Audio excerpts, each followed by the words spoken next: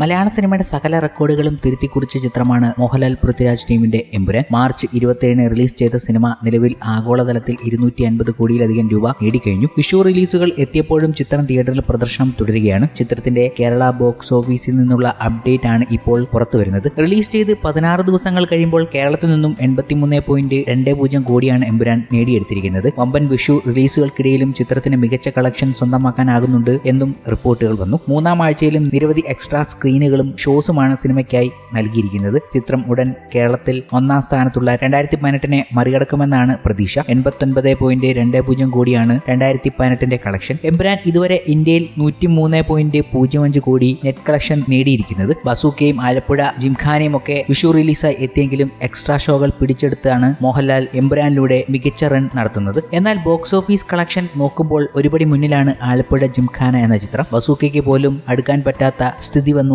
എന്ന് വേണമെങ്കിൽ പറയാം. കാരണം ഏപ്രിൽ 13 കേരള ബോക്സ് ഓഫീസിൽ പ്രീസെയിൽ അപ്ഡേറ്റുകൾ നോക്കുമ്പോൾ കഴിഞ്ഞ ദിവസം തന്നെ അവർ പുറത്തുവിട്ടിരുന്നു. ആലപ്പുഴ ജിംഖാന 1.40 കോടിയാണ് പ്രീസെയിലൂടെ തന്നെ നേടിയിരിക്കുന്നത്, 884 ഷോകൾ വെച്ച്. എന്നാൽ ബസൂക്ക 53 ലക്ഷം മാത്രമേ നേടിയിട്ടുള്ളൂ, അതും 745 ഷോ വെച്ച്. ഗുഡ് ബാഡ് അഗ്ലി 13 ലക്ഷവും മരണമാസം 38 ലക്ഷവും മാത്രമേ പ്രീസെയിലൂടെ സ്വന്തമാക്കിയിട്ടുള്ളൂ. ഏതാണ്ട് 2.44 കോടിയാണ് ഈ 4 ചിത്രങ്ങൾ കൂടി കേരള ബോക്സ് ഓഫീസിൽ നിന്നും സ്വന്തമാക്കുന്നത്. എന്നാൽ 2024 സ്ഥിതി അങ്ങനെയല്ലായിരുന്നു. 2024 വിഷു റിലീസായി എത്തിയത് ഗംഭീര ചിത്രങ്ങളാണ്. എല്ലാത്തിനും ഗംഭീര റെസ്പോൺസ് ആയിരുന്നു ലഭിച്ചത്. ആവേശവും വർഷങ്ങൾക്ക് ശേഷവും ആടുജീവിതം ഒക്കെയായിരുന്നു. അന്ന് ഇതേ അവസരത്തിൽ ചിത്രത്തിന്റെ 4ാം ദിവസം ആവേശം 1.95 കോടിയും വർഷങ്ങൾക്ക് ശേഷം 1.72 കോടിയും ആടുജീവിതം 90 ലക്ഷവും പ്രീസെയിലൂടെ സ്വന്തമാക്കിയിരുന്നു. ഏതാണ്ട് 4.56 കോടിയുടെ കളക്ഷൻ ഈ 3 ചിത്രങ്ങളൂടി സ്വന്തമാക്കി. ഇവിടെ എന്നാൽ വളരെ കുറവാണ്. അങ്ങനെ താരതമ്യം ചെയ്തുള്ള കണക്കുകൾ വരെ മൂവി ട്രാക്കർമാർ പുറത്തുവിടുകയുണ്ടായി. കാരണം എക്സ്ട്രാ ഓർഡിനറി റിപ്പോർട്ടുകൾ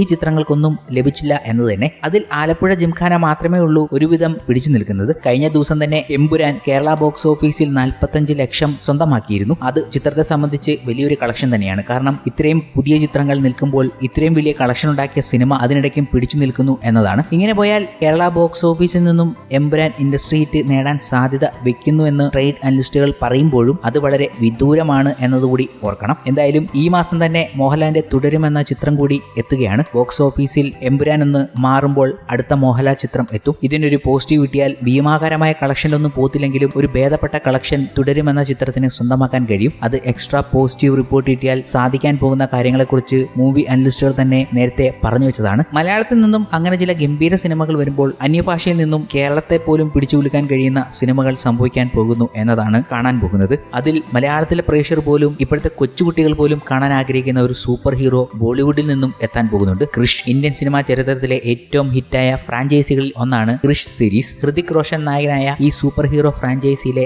4ാം ചിത്രത്തിന്റെ അപ്ഡേറ്റ് കഴിഞ്ഞ ദിവസം പുറത്തു വന്നിരുന്നു. സിനിമയുടെ ഷൂട്ടിംഗ് 2026 ആരംഭിക്കുമെന്നാണ് നടൻ ഹൃതിക് റോഷൻ പറഞ്ഞത്. ഹൃതിക് റോഷനാണ് ചിത്രം സംവിധാനം ചെയ്യാൻ ഒരുങ്ങുന്നത് എന്നും പുതിയ റിപ്പോർട്ടുകൾ പറയുന്നുണ്ട്. ഇപ്പോഴിതാ ഇതിൽ പ്രതികരിച്ചിരിക്കുകയാണ് ഹൃതിക് റോഷൻ. പുതിയ റോളിൽ തനിക്ക് പേടിയും പരിഭ്രാന്തിയും ഉണ്ടെന്നും വീണ്ടും നഴ്സറി ക്ലാസ്സിൽ എത്തിയതുപോലെയാണ് തനിക്ക് തോന്നുന്നതെന്നും ഹൃതിക് റോഷൻ പറയുന്നു. പുതിയ വെല്ലുവിളിയാണ് വരാനിരിക്കുന്നത്. ഞാനെടുത്ത തീരുമാനങ്ങളിൽ ഏറ്റവും മോശമെന്ന് തോന്നുന്ന നിമിഷങ്ങൾ വരുമെന്ന് എനിക്ക് ഉറപ്പാണ്. അങ്ങനെ ഒറ്റപ്പെട്ടു പോകുന്ന നിമിഷങ്ങളിൽ, ഭയം തോന്നുന്ന സമയങ്ങളിൽ ഞാൻ നിങ്ങളെ ഓർക്കും, നിങ്ങളുടെ സ്നേഹം ഓർക്കും. എനിക്ക് നിങ്ങളുടെ അനുഗ്രഹം വേണം. ആരാധകരോട് ഹൃതിക് റോഷൻ പറഞ്ഞതിങ്ങനെ. എച്ച് രാജ് ഫിലിംസിന്റെ ഉടമയും സംവിധായകനുമായ ആദിത്യ ചോപ്രയും സംവിധായകൻ രാകേഷ് റോഷനും ചേർന്നാണ് ക്രിഷ് 4 നിർമ്മിക്കുന്നത്. ചിത്രത്തിന്റെ സ്ക്രിപ്റ്റ് ലോക്ക് ചെയ്തുവെന്നും ഇപ്പോൾ പ്രീ പ്രൊഡക്ഷൻ വർക്കുകൾ പുരോഗമിക്കുകയാണെന്നും പിങ്ക് വില്ല റിപ്പോർട്ട് ചെയ്തിരുന്നു. ഹൃതിക്കിനെ സംവിധായകനായി പ്രഖ്യാപിച്ചുകൊണ്ടുള്ള ഒരു പോസ്റ്റും അച്ഛൻ രാകേഷ് റോഷൻ പങ്കുവച്ചിരുന്നു. ദുഗ്ഗു 25 വർഷം മുമ്പ് ഞാൻ നിന്നെ ഒരു അഭിനേതാവായി അവതരിപ്പിച്ചു. ഞങ്ങളുടെ സ്വപ്ന സിനിമയായ ക്രിഷ് 4 മുന്നോട്ട് കൊണ്ടുപോകാൻ 25 വർഷത്തിന് ശേഷം